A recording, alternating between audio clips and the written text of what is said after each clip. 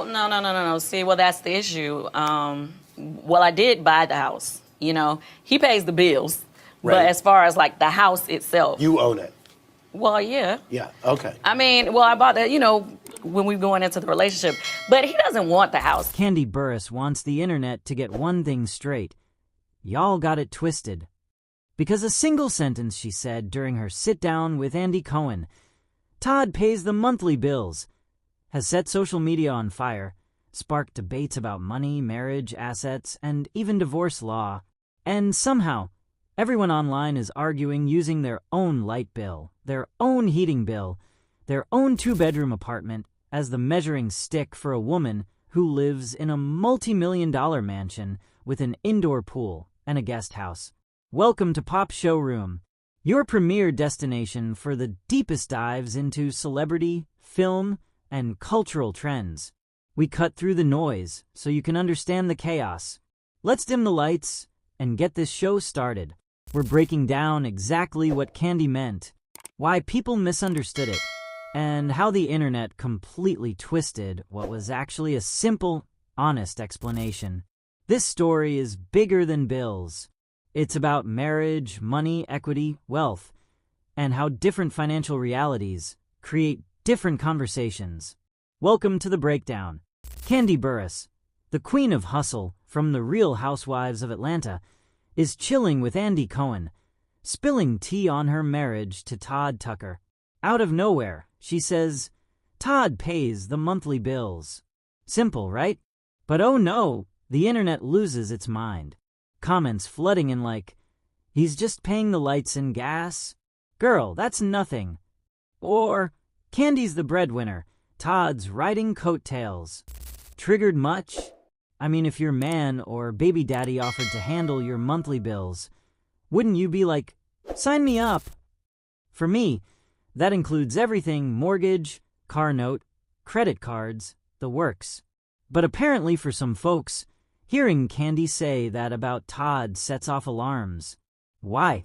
Because people are projecting their own broke-ass realities onto a millionaire's life. Newsflash. Kandi's world ain't yours or mine. Let's rewind to the source. No. See, well, that's the issue. Well, I did buy the house. He pays the bills. This all stems from that sit-down where Kandi's defending her man against the haters. She's like, y'all got it twisted. And she's right. People read so much into those words, assuming monthly bills means chump change. But hold up. Let's clarify what she actually said. Todd pays the monthly bills. No qualifiers. No, just the utilities. Straight up. And in the context of their chat, it's clear she's highlighting his role in their powerhouse partnership. Kandi's built an empire, Escape, songwriting credits for TLC and Destiny's Child, restaurants, you name it. Reports peg her net worth around $30 to $40 million, give or take. Todd, he's no slouch, producer entrepreneur, grinding since before they met on the show. Together, they're a team, but the shade comes because she's the bigger earner. Now, why does this trigger people? I think it's envy mixed with misunderstanding. In regular folks' lives, monthly bills might be rent at $1,500, electric at $150, water $50, totaling maybe $2,000. Easy to dismiss as not much. But zoom in on Kandi's setup. We're talking her Atlanta mansion, reportedly scooped up for about $1.7 million back in Season 5 of RHOA. And no, it wasn't a fixer-upper dump. It was livable, prime real estate. 7 bedrooms, 8 to 9 bathrooms, sprawling grounds, an indoor pool, guest house, the works. This ain't a cozy 3-bed suburban spot. It's a legit estate that screams luxury. But here's where the plot thickens. Did Kandi pay cash, or is there a mortgage? I've scoured the clips from Season 5, and while she talks about buying it, I couldn't find her explicitly saying cash.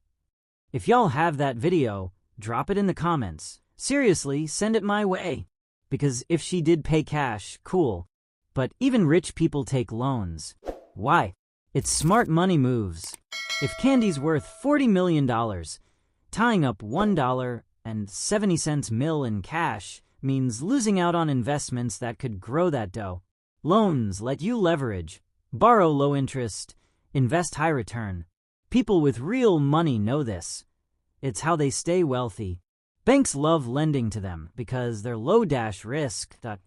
So, when Kandi says Todd pays the monthly bills, I'm assuming that includes the big kahuna, the mortgage. On a $1.7 million property, even at a sweet rate, that's thousands per month. Principal, interest, taxes, insurance. Pity baby. And if there's no mortgage, still, those bills are massive. To understand why Kandi's explanation matters, and why the internet misunderstood it, we need to break down what monthly bills actually means for someone in Kandi's financial position. Let's start with the house itself. The property was purchased for around $1.7 million, according to reports at the time. Some viewers claim Kandi bought it in cash. Others say she financed it. Nobody can agree because there's no definitive on-camera statement confirming cash payment. And honestly, it doesn't even matter, because wealthy people, even millionaires, take out loans strategically. But social media latched onto the idea that if Kandi is rich, she must have paid cash. And if she paid cash, Todd must only be paying utilities. And if Todd is only paying utilities, then he's not doing enough. The problem with that logic, even if Kandi paid cash, the monthly expenses of a mansion still exist, and they are far higher than anything most people experience. We're talking about electricity for thousands of square feet, water for an indoor pool, heating and cooling systems the size of commercial units, landscaping across acres of property, repairs and maintenance for a massive home, staff salaries, guest house upkeep, insurance on a multi-million-dollar estate, property taxes, pool upkeep, pest control, cleaning crews, security systems. These are not little $200 or $300 payments. These are not regular homeowner numbers. Kandi's monthly operating cost could easily be $8,000 to $15,000 a month, possibly more. So when she said Todd pays the monthly bills, she was describing a very large, very significant responsibility, one that plays an essential role in maintaining their shared lifestyle. Now, let's address the divorce angle. During the interview, Kandi made it clear that she didn't want people thinking Todd was trying to get the house. And that's where things get legally interesting. If Kandi is the sole owner on the deed, and Todd has been paying the monthly bills for years, then in a divorce, the situation becomes complicated. He wouldn't automatically gain ownership, but he could make a claim for the equity that was built during the marriage, especially if marital funds were used. That's why Kandi clarified the roles. She purchased the property. He pays the monthly expenses. It was transparency, not shade. But instead of hearing that, the internet heard, Todd doesn't contribute. Todd is mooching. Todd only pays a little bit. Todd is trying to secure the bag. None of that is what she said. And here's the uncomfortable truth. People took their own financial limitations, projected them onto Kandi, and built assumptions that simply don't apply to a wealthy household. This is why Kandi said the internet has it twisted. And honestly, she's right. The real message behind Kandi's statement is simple. Stop comparing your household to hers. Stop acting like her bills are your bills. And stop pretending a mansion operates like a regular home. When Kandi said Todd pays the monthly bills, she meant he handles the operational cost of a multi-million-dollar estate. That is not a small task. That is not a symbolic gesture. That is not a little contribution. It is a major financial responsibility, one that supports their lifestyle and gives Kandi the freedom to reinvest, spend, save, and manage her own finances strategically. What makes this conversation even more interesting is how deeply personal people get about other people's marriages when they don't even share the same financial realities. Kandi isn't living paycheck to paycheck. Todd isn't living on a fixed income. This is a couple whose household operates at a level far beyond what the average person experiences. Yet the criticism continues because people are trying to shrink Kandi's world into theirs. That's why she spoke up. That's why she clarified. And that's why she said people got it twisted. Because they did. People were arguing using their own light bills, their own gas bills, their own two-bedroom apartments as the standard for a mansion. They were judging Todd based on what they think a man should do, not what a man is actually doing in a household of Kandi's scale. The bigger story here is about respecting different financial structures. Every marriage splits responsibilities differently. Some couples split everything. Some couples divide tasks. Some couples operate like business partners. Some treat assets and expenses separately. For Kandi and Todd, the system works, and that's what matters. And it's important to understand this. Todd's contribution frees Kandi's cash flow.